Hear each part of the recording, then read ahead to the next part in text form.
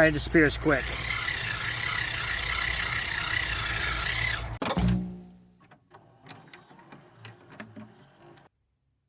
What's up, everybody? Welcome to No Control RC. So Alex called me over here, right fresh out of work, haven't even had time to change. Said, you gotta come over, check something out. You're gonna think it's cool. I really don't know though.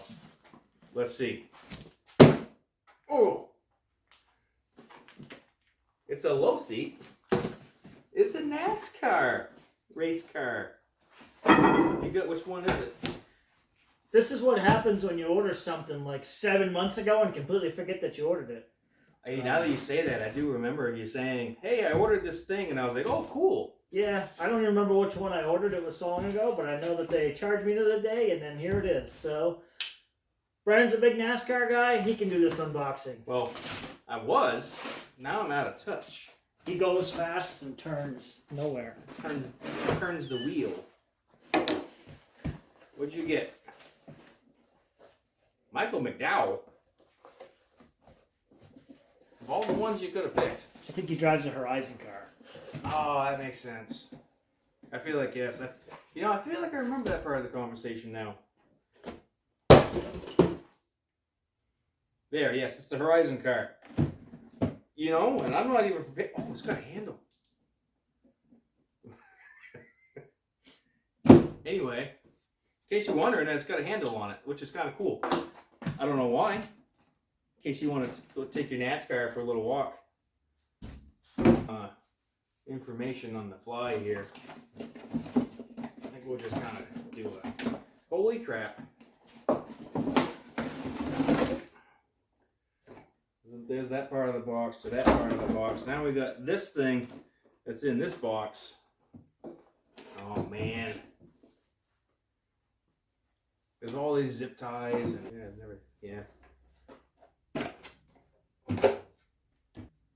Alright, so here it all is out of the box. And I mean, quick look at it. I mean, it looks like a little race car. Which is good because that's what it's supposed to be. Oh man, it's 4-wheel drive. Anyway,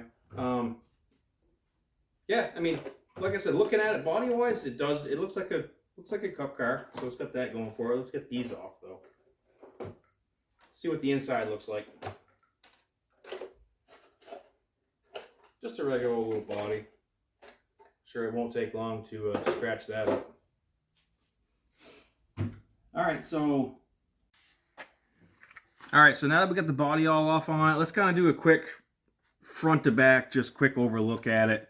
We're not going to truly get into a ton of actual technicals because, let's face it, this vehicle's been out for a little bit and we probably want to just get to running it. So start right from the front here. It's mainly all the plastic composite front to back. We do have a little bit of a foam bumper here, so when we plan on hitting stuff, that'll help a little bit. Looks pretty good. Go right to the tires. Now the tires themselves are actually officially licensed Goodyear tires, and they don't look too bad. They do have that shiny coating on them, so we'll scuff them up a little bit and we'll see how sticky they are once we get a little bit of a cycle on them. The shocks themselves, they sound like they're oil filled. They have that sound to them.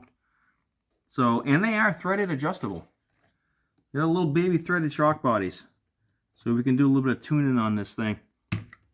Now, since we're still on the front, the most like non-NASCAR thing about this rig is it is 4-wheel drive. Which will make it easier to drive around, run around, all that stuff, but for similarities to an actual car, they're not 4-wheel drive yet anyway. So it has that, which this is, I believe, was based off the Grom chassis, if I remember what Alex told me. A little bit of modification to it, so I bet it still makes it fun. Drive shaft running right through the center to the rear diff back here. 380 can size motor. I don't know on the exact size of the motor, but it does say it's capable of speeds of 20 plus miles an hour, so you can kind of figure it out from there, really. Does come with a 2S battery, it says. The 1400 with the little Spectrum plug. Now, I've had one of these in something else before. I actually didn't do half bad. Have a little fan right here blowing. Looks like it's going to be blowing on the motor. So we'll make sure we keep that cool. Spectrum brain, everything right here. brain ESC all in one. On-off switch, little baby servo. And then that's pretty much it. What's the other side look like? Now it does have all the air diffusers and all that stuff on the back of it, which are probably not, just more for show on this, but at least it looks cool. And lastly, we do have the SLT2 remote, which does function very well. So we all know how much we like Spectrum stuff over here, so I'm sure performance-wise, this will do just well for what it is. But it's not really a heck of a lot else to say on it, except I think we need to charge that battery up, do some scuffing, but our biggest problem is going to be figuring out where the heck are we going to be running this thing. Parking lot. Parking lot? That'll work. It'll work. Body on it. Yeah, let's race it back up a little bit right here.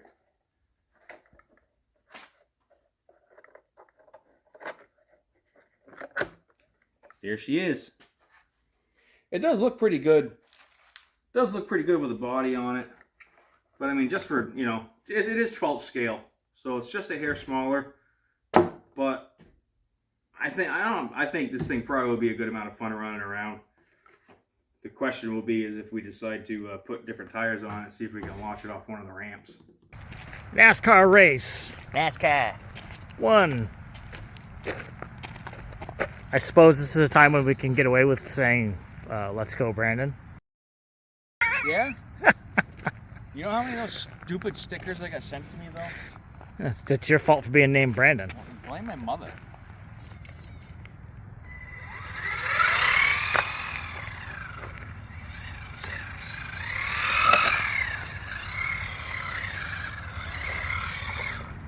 It's quick. Snappy.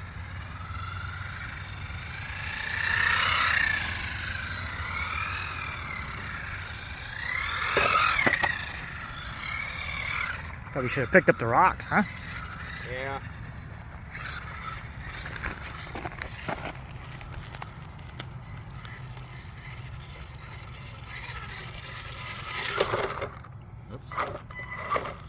I don't think it's really meant for off-road.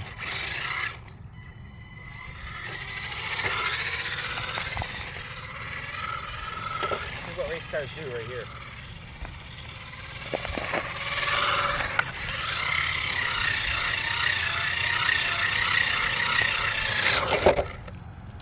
Ow.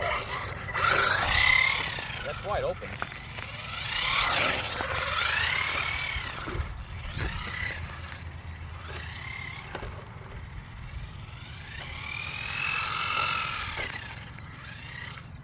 So it's quick, it's not fast. Yeah, this is everything right there.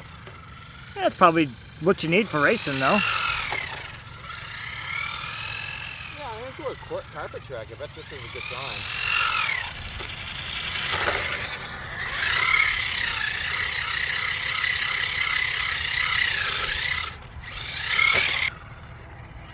Kind of disappears quick.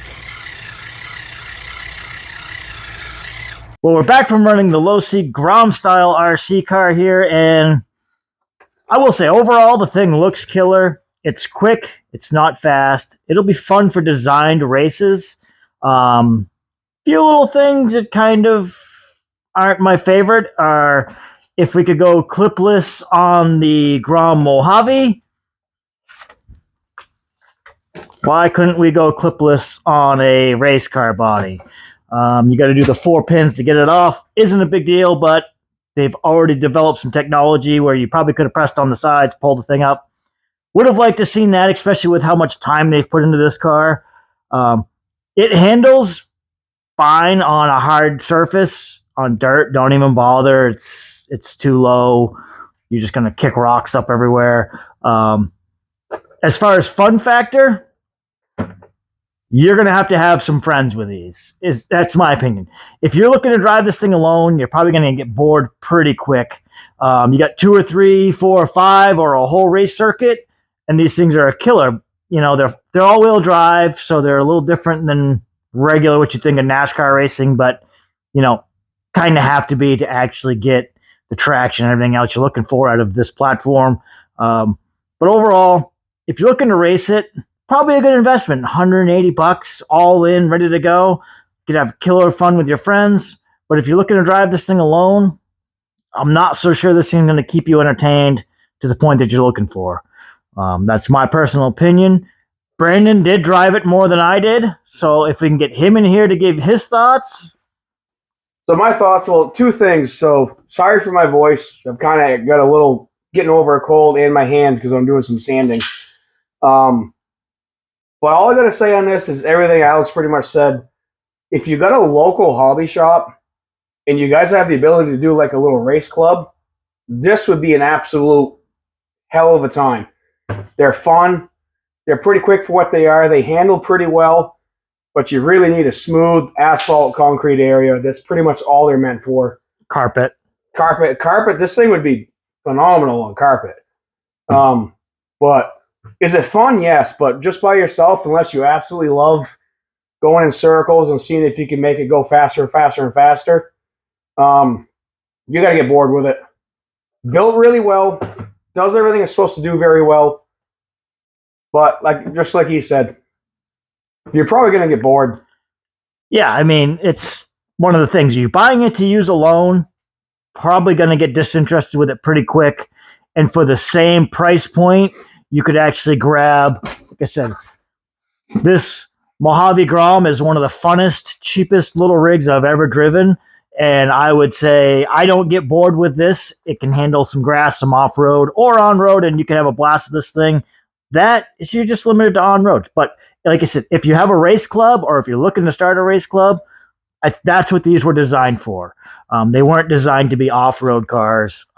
So if you're looking to race, get into it cheap, I would say this is definitely the direction to go. We actually have a local shop that's going to be starting up racing these, and I'm pretty sure I'm going to donate this one to Brandon so he can do it, because I'm not the race and circle type of guy, but Brandon definitely is. Yeah, this in a field of 5 or 6 of your buddies, this would be a really killer good time. This would be fun.